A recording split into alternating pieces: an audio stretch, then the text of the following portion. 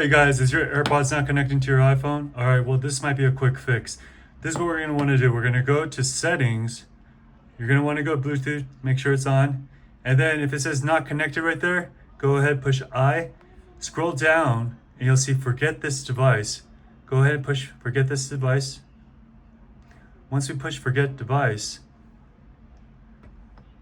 now what we're going to want to do is put, if your AirPods are out, put them back in.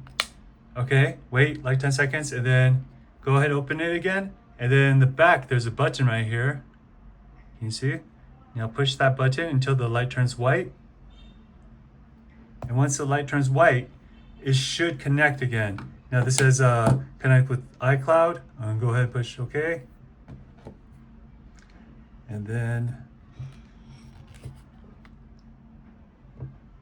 it is now connected.